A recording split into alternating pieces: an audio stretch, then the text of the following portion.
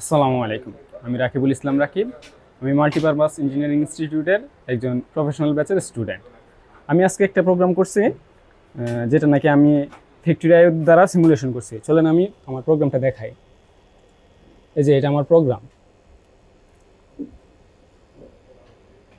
এখন এই প্রোগ্রামটা আমি ফ্যাক্টরি আই দ্বারা সিমুলেশন করছি। আমার এই প্রোগ্রামটার কাজ হচ্ছে, আমার দুই টাইপের বক্স যাবে, বড় এবং মাঝারি। আমার বড় বক্সগুলো যখন ডিটেক্ট হবে তখন পুশার এখানে পাঠিয়ে দিবে পুশ করে, আর ছোট বক্সগুলো ডিটেক্ট করবে না পুশার। চলেন আমার প্রোগ্রামটা এখন দেখি। এই যে এখন আমার একটা বড় বক্স যাচ্ছে,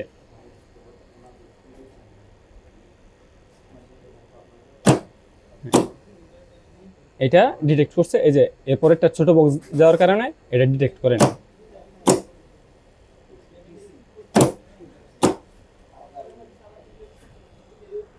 এই ছিল আমার প্রোগ্রাম। ধন্যবাদ। আসসালামু আলাইকুম।